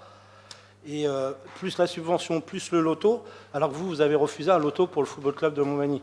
Pourquoi? Alors écoutez, là, je ne vois pas pourquoi cette association aurait les faveurs, puisque on leur a refusé de tenir la buvette, je crois que c'était au marché de Noël. Donc ils ont, comme les autres associations, en fonction des choix, puisqu'il faut que ça tourne, la possibilité de tenir les buvettes aux associations. Et puis là, c'est un événement exceptionnel et un déplacement qui est long, puisque c'est en Angleterre à Liverpool, je crois. Donc on leur accorde une subvention de 500 € pour ça. Après, lorsqu'ils demandent à faire un loto, c'est simplement la mise à disposition des lieux qu'on leur donne. Donc il n'y a pas de favoritisme à ce niveau-là. À savoir, par le président du club de foot, tout était carré, ils avaient la salle, ils avaient tout était fait, et ça leur a été enlevé par vous-même au dernier moment. Je vois régulièrement le président du foot, il ne m'a pas du tout parlé de ce genre de problème. Je mets au vote... On a demandé de faire un loto, alors. Vous êtes en train de... D'accord. Qui est contre? Qui s'abstient? À l'unanimité, je vous remercie. Le point 20, c'est l'approbation de la convention d'objectifs et de financement avec la Caisse d'allocation familiale relative au pilotage du projet de territoire chargé de coopération, la CTG, couvrant la période du 1er janvier 2022 à la période du 31 décembre 2026. Et c'est Mme Karine Farge qui va nous le présenter. Alors, le 6 octobre 2022, la commune a signé la convention territoriale globale avec la Caisse d'allocation familiale pour la période de 2022-2026, afin d'une part de pérenniser les actions financées dans le contrat enfance-jeunesse et mettre en place un nouveau plan d'action en adéquation avec le diagnostic réalisé en partenariat avec la Caisse d'allocation familiale. D'autre part, afin de renforcer l'efficacité, la cohérence et la coordination des actions locales en faveur des habitants. La convention territoriale globale permet de renforcer la coordination entre les différents acteurs autour des projets de territoire co-construits et suivis ensemble. Ces projets visant au maintien et au développement des services aux familles ont été élaborés et formalisés dans la CTG, et la commune est éligible à une subvention de la part de la Caisse d'allocation familiale. Dans un contexte contraint, ce soutien financier destiné au poste de chargé de coopération, à hauteur de 1,4 équivalent temps plein, vise à assurer le suivi et le pilotage du plan d'action de la CTG. Ces fonctions mettent également en réseau les acteurs du territoire pour créer des synergies, se saisir des coopérations et de mutualisation et accroître in fine l'efficacité des interventions. La convention d'objectifs et de financement définit et encadre les modalités d'intervention des deux parties. Il est donc proposé au conseil municipal ce soir d'approuver la convention d'objectifs et de financement avec la Caisse d'allocation familiale telle que jointe en annexe. Des remarques sur ce point, sur la convention d'objectifs et de financement avec la CAF? S'il n'y en a pas, je passe au vote. Qui est contre? Qui s'abstient? À l'unanimité, je vous remercie. Le point 21, c'est l'approbation de la convention d'objectifs et de financement avec la Caisse d'allocation familiale relative à la prestation de services relais petite enfance, mission renforcée et bonus territoire CTG, couvrant la période du 1er juin 2023 au 31 décembre 2026. Madame Karine Farge. La direction petite enfance est composée de plusieurs crèches et d'un relais petite enfance pour lesquels l'agrément est échu depuis le 31 mai 2023. L'ensemble des missions et des exigences de la branche famille est décliné au sein du référentiel national des relais petite enfance. Elles s'inscrivent en complément de celles du service de protection maternelle et infantile, agrément, formation initiale et suivi des assistants maternels. D'une façon générale, le relais petite enfance est un lieu d'information, de rencontre et d'échange au service des parents, des assistantes maternelles et, le cas échéant, des professionnels de la garde d'enfants à domicile. Il s'appuie sur une démarche partenariale pour favoriser le décloisonnement entre les différents modes d'accueil dans une perspective d'éveil et de socialisation de l'enfant. La volonté de la commune étant de maintenir son activité, puisqu'il est un service de référence de l'accueil du jeune enfant, pour les parents comme pour les professionnels, une nouvelle convention avec la Caisse d'allocation familiale est indispensable afin de rationaliser le coût de son fonctionnement. La convention d'objectifs et de financement définit et encadre les modalités d'intervention et de versement de la subvention dite prestation de services relais petite enfance pour la période du 1er juin 2023 au 31 décembre 2026. Donc, au titre de son activité, pour le financement des missions renforcées, notamment l'analyse des pratiques professionnelles, dont le thème est à l'étude actuellement, avec les assistants maternels fréquentant le relais. En ce qui concerne le bonus territorial CTG, en lien avec la convention territoriale globale signée le 6 octobre 2022.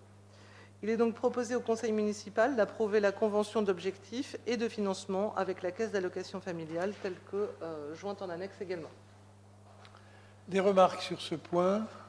S'il n'y en a pas, je passe au vote. Qui est contre? Qui s'abstient? À l'unanimité, je vous remercie. Le point 22, c'est l'attribution de la participation communale au profit de l'association Aiguillage dans le cadre des actions de prévention spécialisées au titre de l'année 2023. Madame Belvirteno. Merci, Monsieur le maire. L'association Aiguillage met en œuvre sur le territoire de la commune des actions dans le cadre de la prévention spécialisée, dont notamment un travail avec les établissements scolaires ainsi que les partenaires concernés, à savoir le service jeunesse, le programme de réussite éducative intercommunale, autour des problématiques de décrochage scolaire. Des accompagnements individuels renforcés en lien avec les partenaires de la communauté éducative, l'accompagnement des jeunes éloignés de l'emploi par la mise en place de chantiers éducatifs. Les éducateurs de l'association s'adressent à un public préadolescent, adolescent et jeunes majeurs dans son milieu naturel de vie, c'est-à-dire les quartiers, dans la rue, dans les lieux publics, les établissements scolaires et plus généralement tous les lieux de regroupement. Leurs méthodes d'intervention, leurs outils, leur réseau partenarial évoluent en fonction de la situation et des besoins du public. L'association a pour objectif d'orienter le jeune au plus juste de ses intérêts dans le cadre d'un réseau partenarial, riche et diversifié, centré sur l'éducation, l'insertion et la promotion des familles.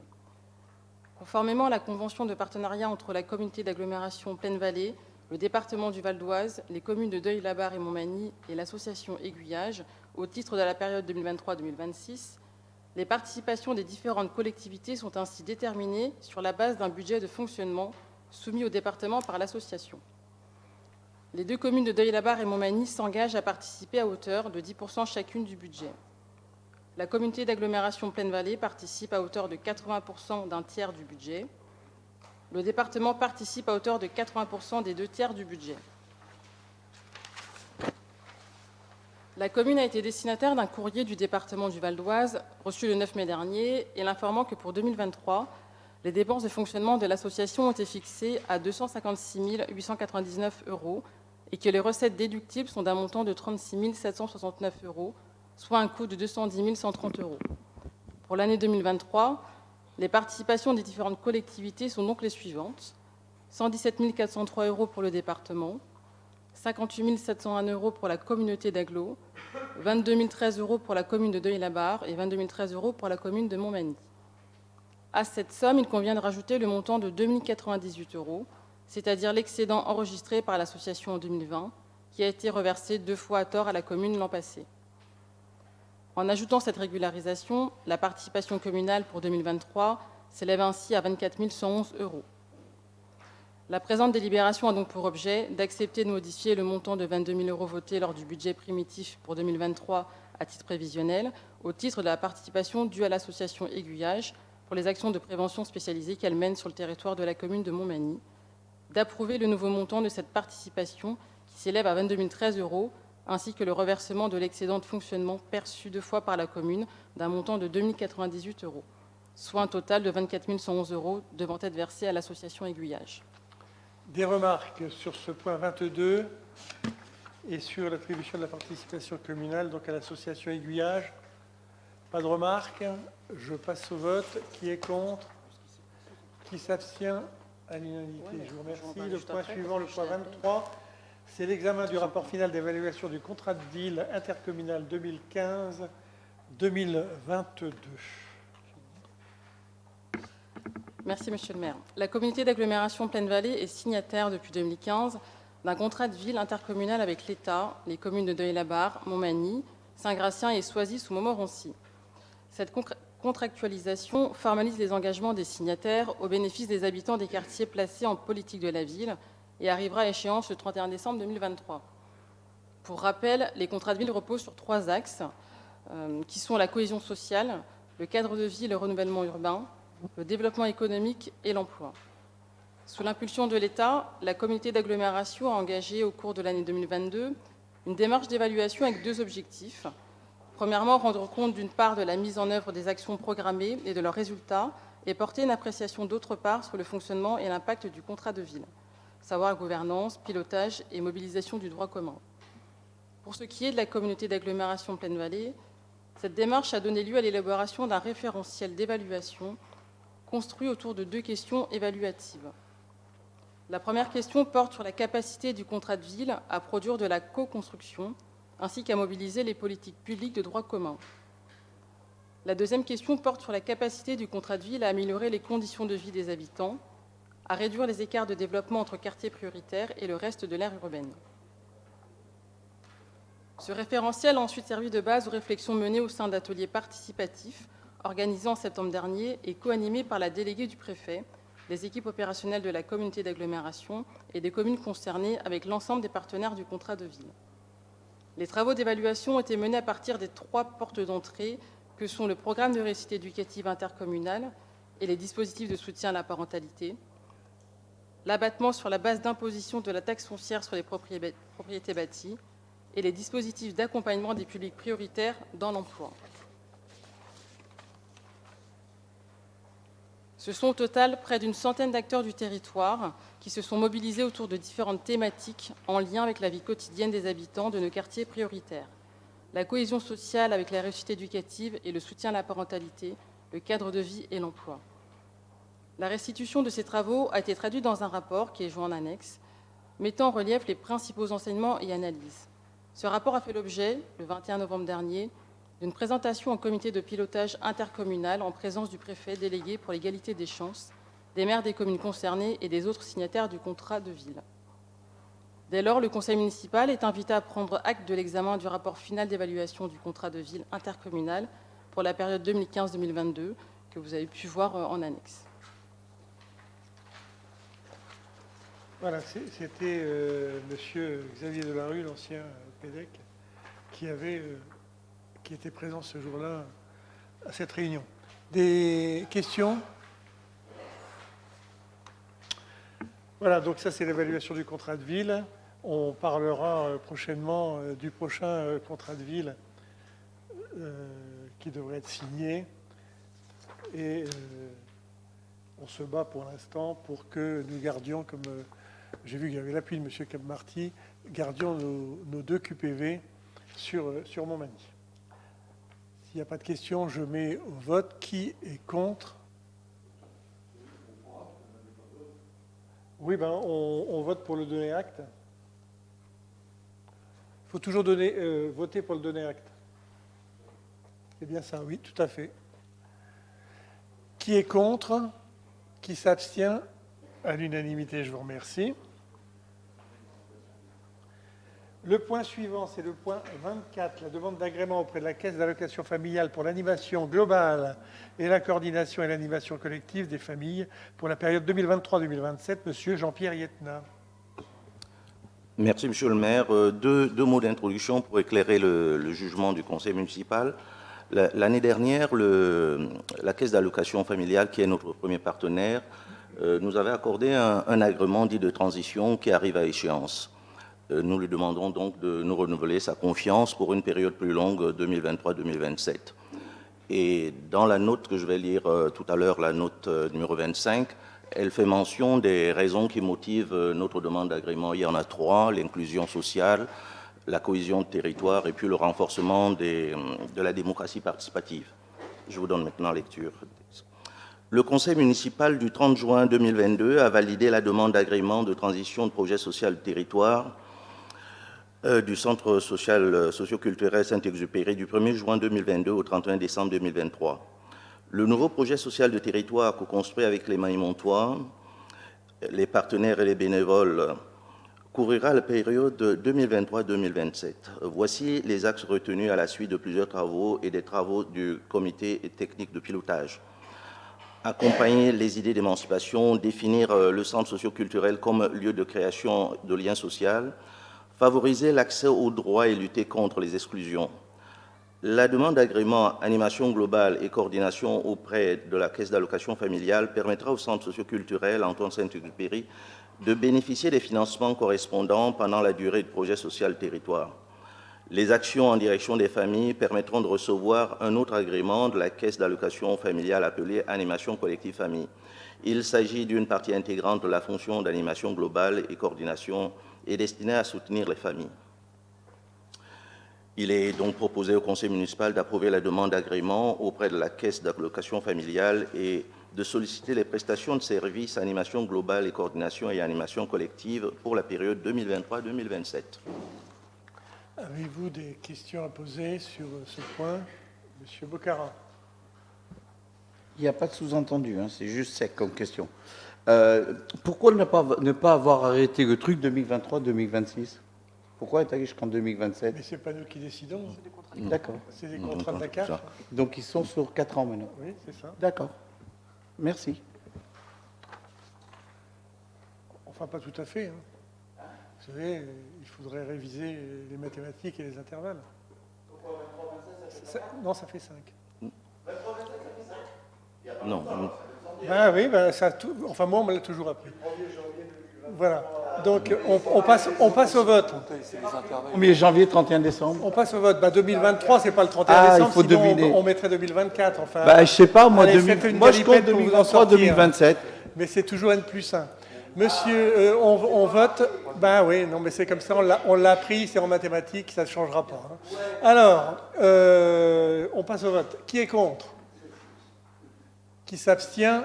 À l'unanimité, je vous remercie.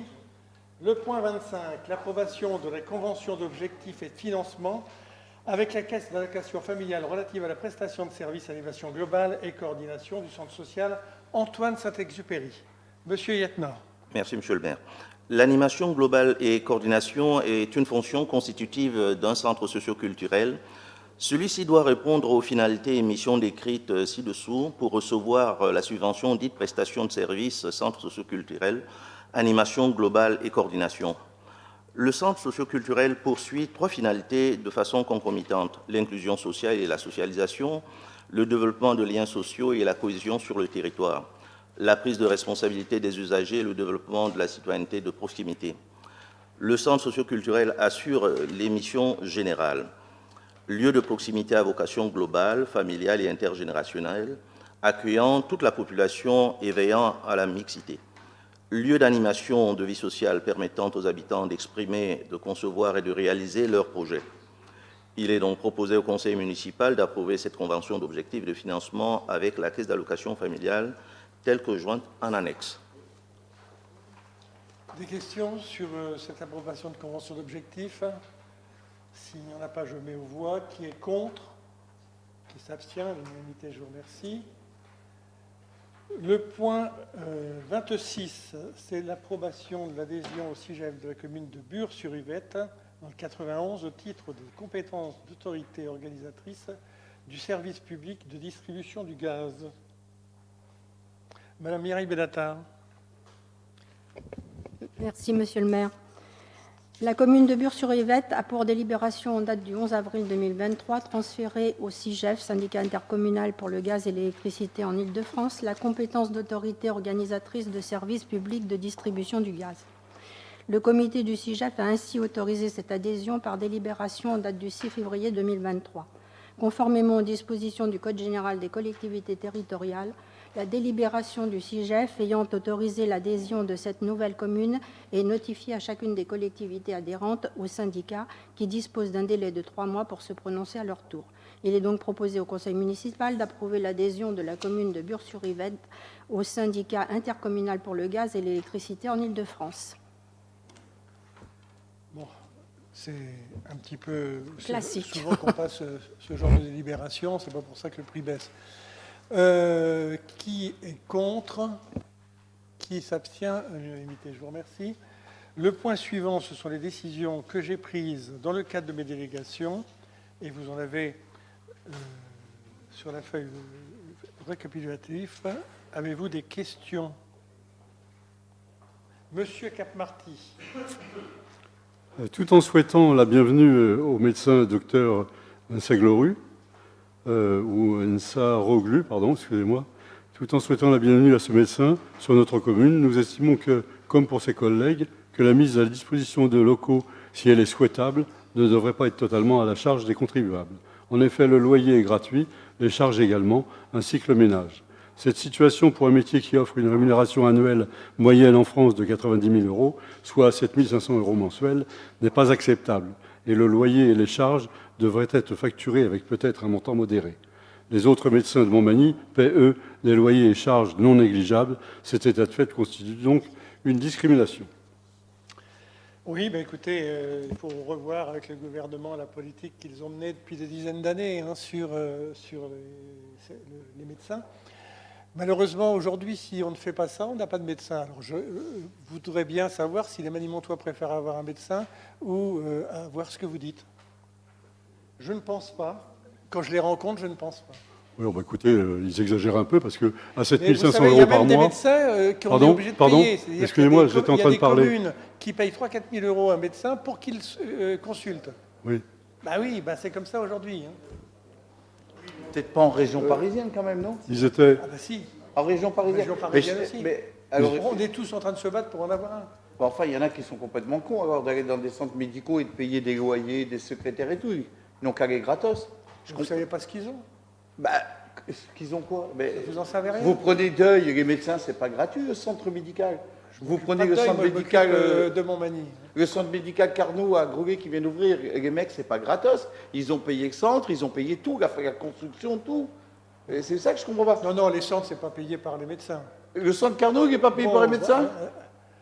Le centre Carnot de Groguet? Je n'en sais rien. Ah ben pourquoi mais ce que je vous dis, c'est que les maisons médicales qui poussent un peu partout, c'est les communes qui les payent et souvent ils n'ont même personne à mettre dedans. Je parle en médecin. Ils ont des infirmières, ils ont des kinés, ils ont des orthophonistes, mais pas de médecins. Vous prenez Groguet, ils n'ont pas d'intérêt. Vous prenez Groguet qui a ouvert il y a très peu de temps, je crois. Ils ont des médecins, des généralistes. Vous prenez là-bas à Deuil, il y en a je ne sais pas combien de généralistes. Et pourtant, chacun paye. Bah écoutez, informez-vous. Moi, je suis très bien informé sur le sujet. Et je sais que de toute façon, le médecin est une denrée rare. Et si vous n'arrivez pas à l'appâter, il ne vient pas. Et vous croyez qu'il vient pour un loyer de 500 balles? J'en sais rien. Non, mais vous n'en savez rien, c'est vous qui va attrayante. C'est attrayant, ça? Ah ouais, c'est vachement attrayant. D'autres questions avez-vous d'autres questions, monsieur Capmarty? Non, ça y est, terminé. Alors, je vote le donner acte de ces questions, de ces décisions que j'ai prises. Qui est contre? Qui s'abstient? À l'unanimité. Le point suivant, c'est un point d'information. C'est une motion proposée au vote du conseil municipal, non pas du 29 juin, mais du 5 juillet 2023, sur la sortie du quartier du centre-ville de la géographie prioritaire. La ville a été convoquée le mardi 6 juin dernier pour la présentation de la nouvelle géographie prioritaire. Durant cet échange, la préfecture du Val-d'Oise a motivé sa volonté de faire sortir le quartier du centre-ville de la politique de la ville pour la prochaine contractualisation, soit 2024-2030. Si le niveau de vie s'est amélioré sur la partie nord-ouest du quartier prioritaire à la suite de l'opération de renouvellement urbain, il en est tout autrement par les habitants de la rue du Château, des vergers ainsi que des carrières, malgré les importants travaux entrepris par les bailleurs sociaux. Malgré un exposé des difficultés rencontrées par les habitants sur l'ensemble des piliers du contrat de ville, l'État n'a retenu que 2 indicateurs pour arrêter son choix, le nombre d'habitants, qui pour moi n'est pas un indicateur, et le revenu médian par habitant, mais pris sur l'année 2019, soit 1 267 €. La sortie du centre-ville de la géographie prioritaire signifie un arrêt de dotation politique de la ville de l'État par les habitants de ce quartier. Cette perte de subvention entraînera la fin de nombreuses actions ou dispositifs visant à accompagner ces administrés vers le droit commun, menés par l'ensemble des acteurs territoriaux, associations et services de la ville notamment. Pour autant, dans le cadre de l'évaluation du contrat de ville intercommunal 2015-2023, un grand nombre de ménages ont encore été identifiés dans une position de précarité élevée sur le centre-ville. Cela se caractérise par la présence de nombreuses familles monoparentales, 32,5%, de ménages au parcours résidentiel enrayé, 50,3% des ménages ont emménagé il y a plus de 10 ans, et d'un taux de pauvreté important, 26,5% vivent en dessous du seuil de pauvreté. pour ne donner que quelques indicateurs. Pour les jeunes manimontois, cette précarité se traduit par de grandes difficultés scolaires dès l'élémentaire et plus tard sur l'insertion. 15,7% des 16-25 ans sont non scolarisés et sans emploi, avec un niveau de formation souvent très bas, surtout pour les femmes. 23,3% ont un niveau de formation inférieur au CAP. À cela s'ajoutent des difficultés auxquelles sont confrontés quotidiennement les habitants. L'incendie des parkings souterrains de l'allée des Vergers et la rue Maurice Berthaud, dans la nuit du 21 mai dernier, n'en est qu'un exemple. En effet, le trafic de drogue et l'occupation intempestive des espaces publics et communs s'entremêlent aux problématiques de gestion des encombrants et des ordures ménagères. Les élus de la commune présents au conseil municipal ordinaire du 5 juillet 2023 refusent la sortie du quartier du centre-ville au mépris des difficultés réelles des habitants et du travail mené par les acteurs locaux. Ils demandent solennellement au préfet du Val d'Oise de revenir sur cette sortie de la géographie prioritaire et souhaitent vivement travailler à une nouvelle délimitation pour le centre-ville. Voilà la motion que je vous propose d'approuver de façon à ce que nous soyons pratiquement unanimes à voter cette motion pour faire poids vis-à-vis de la préfecture et notamment de la nouvelle PEDEC. Madame Bonnet. Monsieur Cap-Marty. Oui, il n'y a rien à faire d'autre que voir ça avec le préfet, ou il n'y a pas d'autre action possible?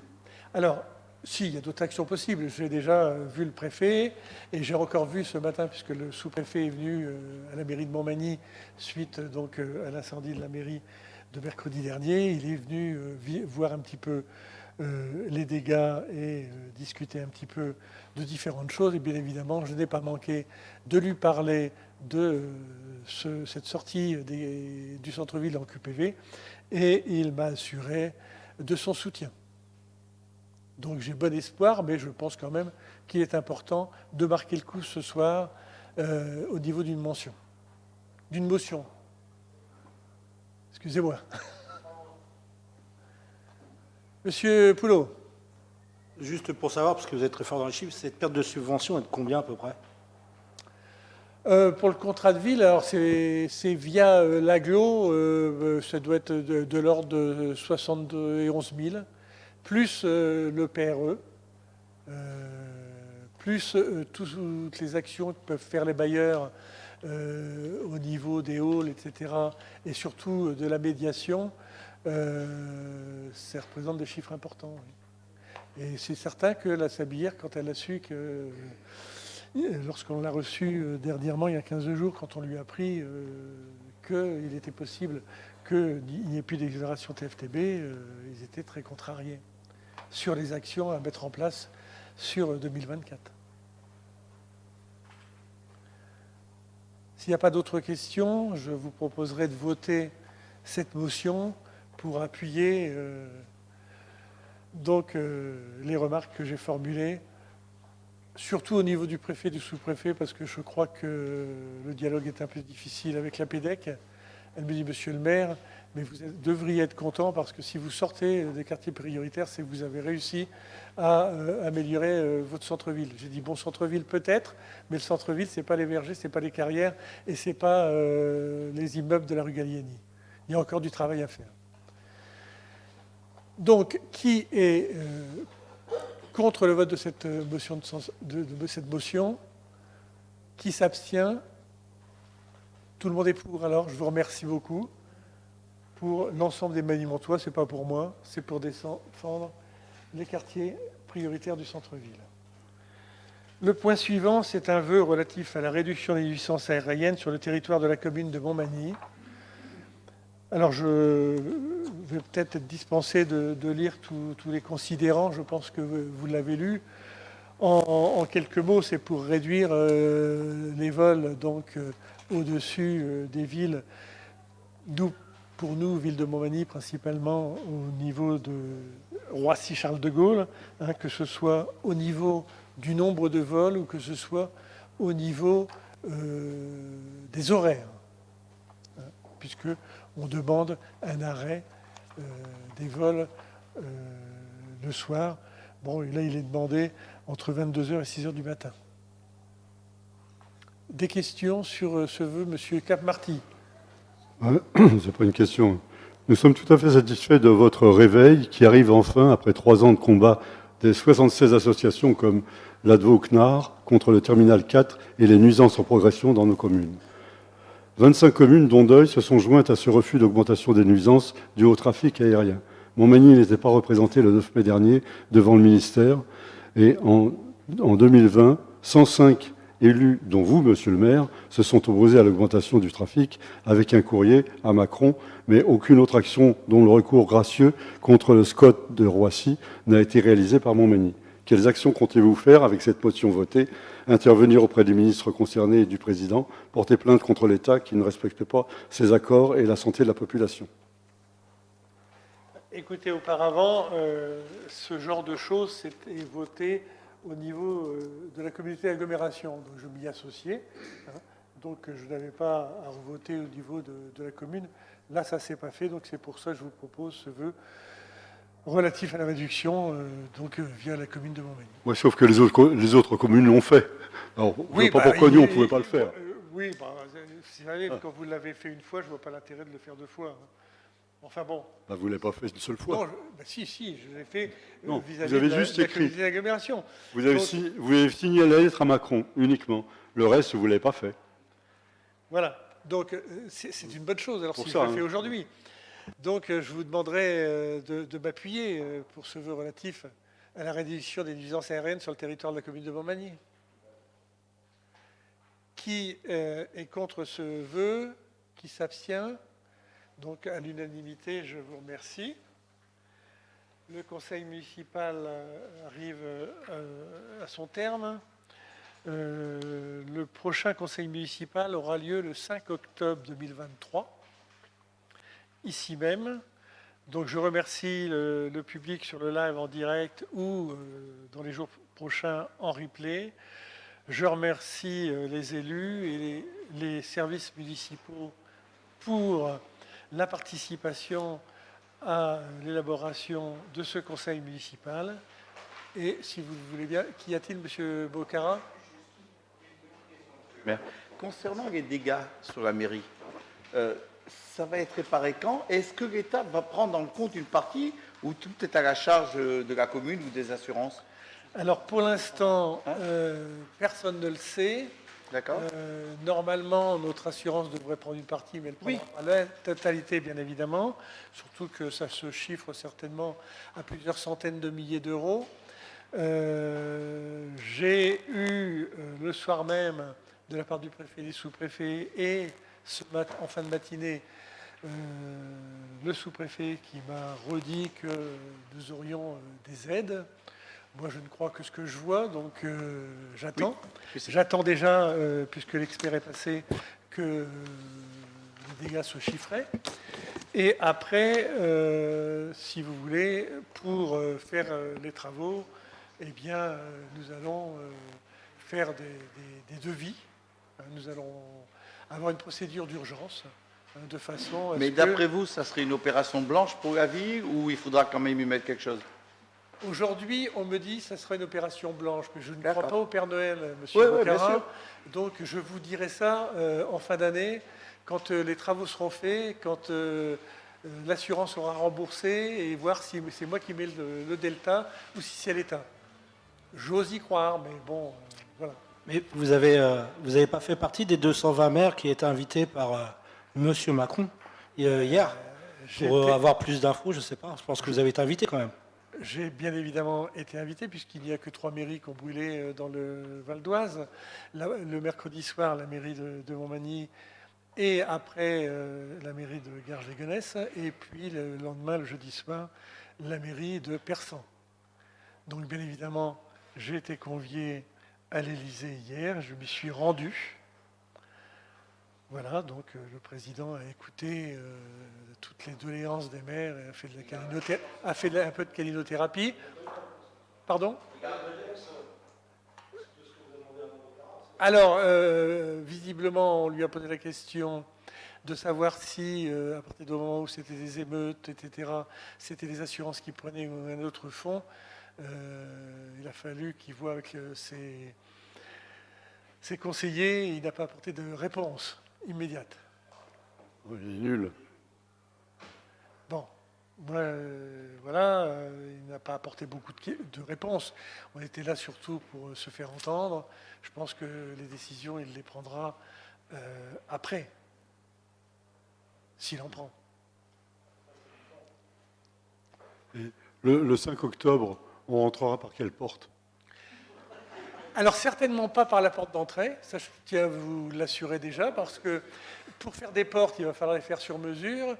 Je pense que personne ne travaillera au mois d'août, donc on va les commander maintenant, elles se feront en septembre-octobre. Vous savez, si je les ai pour la fin de l'année, sur le dernier conseil municipal, je serai déjà heureux. Donc nous rentrerons ou par cette porte-ci, ou par la porte du couloir où vous avez vos boîtes à lettres. Donc j'aimerais également, puisque en début de conseil municipal, je vous avais dit que j'étais content de faire le conseil municipal ici même, je voudrais vous apporter des informations. On a mis le paquet ces jours-ci pour que la salle du conseil soit prête. Nous avons mis aujourd'hui, cet après-midi et demain matin, le paquet pour que l'état civil puisse rouvrir. Normalement, à 10h, l'état civil, demain matin, pourra rouvrir, ainsi que le CCAS, qui pourra revenir en permanence, tenir sa permanence. Et je pense que vendredi, le scolaire pourra également tenir sa permanence en mairie. Voilà. La salle des mariages pour les mariés. Alors les mariés de vendredi dernier étaient très heureux parce qu'ils ont été mariés à la chapelle. Et c'est vrai que c'est un lieu magnifique. En plus, il y avait du soleil, donc c'était très lumineux avec les vitraux et autres. Donc je tiens à vous dire que le mariage de vendredi et le mariage de samedi se feront dans la salle des mariages. Bien sûr. Vous savez, vous aviez ça sur chaque siège, par terre, sur les murs. Il fallait voir la salle ici, comment elle était. On n'aurait pas pu tenir le conseil municipal sans un nettoyage énorme. Il y a à peu près 15 personnes qui travaillent et sur plusieurs jours. Non, c'est pas l'odeur, c'est le nettoyage. Bah oui, quand vous avez de la suie qui se dépose sur les murs, vous savez, même en le nettoyant, c'est pas net, il faudra repasser un coup de peinture, certainement. Hein. Bon, donc non, par les flammes, non, ça n'a pas été touché. Il n'y a que la partie devant qui a été touchée. Mais bien évidemment, la suie et autres s'est propagée partout. Hein. Ah ben les mariés rentreront par là. Que voulez-vous? Hein, ils ne profiteront pas de la fontaine. Eh bien, je vous remercie. Je vous souhaite de bonnes vacances à tous. Et puis, je clôt la séance de ce conseil municipal. Il est 18h45.